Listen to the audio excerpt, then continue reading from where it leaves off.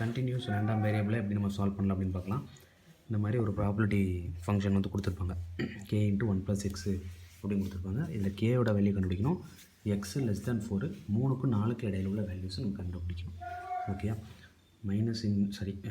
எதுலேருந்து எது வரைக்கும் லிமிட்டு? எக்ஸ்லேருந்து 2 வரைக்கும், எக்ஸ்லேருந்து 2 வரைக்கும், 2லேருந்து 5 வரைக்கும் f(x) dx = 1. இது ஜென்ரலான ஃபார்முலா.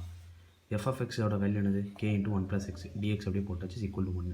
k வெளியில் எடுத்துடலாம். இந்த dx இன்டெகிரேட் பண்ணால் x dx இன்டெகிரேட் பண்ணால் x² 2 to 5. ஓகே, இப்போ இந்த 5 வந்து எக்ஸுங்கிற இடத்துல ப்ளேஸ் பண்ணியாச்சு, இந்த 5 வந்து எக்ஸுங்கிற இடத்துல ப்ளேஸ் பண்ணியாச்சு. நடுவில் மைனஸ், லோயர் லிமிட் 2, இங்கேயும் 2 ஸ்கொயர் என்னது 4ன்னு வந்துடும். ஓகே, நடுவில் மைனஸ் போட்டு எழுதுவோம்.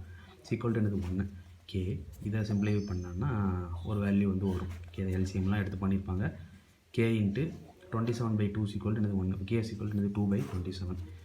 x <4 அப்படின்னா 2 to 4 f(x) dx. இப்போது கேயோட வேல்யூ எனக்கு தெரியும், என்னது 2/27. அதே ஃபங்க்ஷன் தான் 1 + x dx. ஓகே, இப்போ dx இன்டெகிரேட் பண்ணால் x dx பண்ணிங்கன்னா x² 2/27 வெளியில் இருக்கும். 4 வந்து x எங்கெல்லாம் இருக்கோ அங்கெல்லாம் ப்ளேஸ் பண்ணும். ஓகே, நடுவில் மைனஸ் போட்டு x எங்கெல்லாம் இருக்கோ அங்கெல்லாம் என்ன பண்ணும்? 2 ப்ளேஸ் பண்ணும். அதை சால்வ் பண்ணால் எனக்கு x <4ஓட வேல்யூ கிடச்சிடும். இப்போ 3க்கும் 4க்கும் இடையில உள்ள வேல்யூ அப்படின்னு கேட்டிருக்காங்க.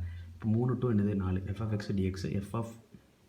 கேயோட வேல்யூ என்னது 2/27. அதே இதுதான் f(x). அதே மாதிரி சிம்பிளிஃபை பண்ணிவிட்டு அப்பர் லிமிட்டையும் லோயர் லிமிட்டையும் சப்ஸ்டிட் பண்ணுறேன், எனக்கான வேல்யூஸ் கிடைக்கிது. இதே மாதிரி ப்ராபபிலிட்டி ரேண்டம் வேரியபிள்ஸ்க்கான வீடியோஸ் நம்ம சேனலில் அவைலபிளாக இருக்கும். கீழே டிஸ்கிரிப்ஷனில் இருக்க லிங்க் யூஸ் பண்ணிக்கோங்க. பை.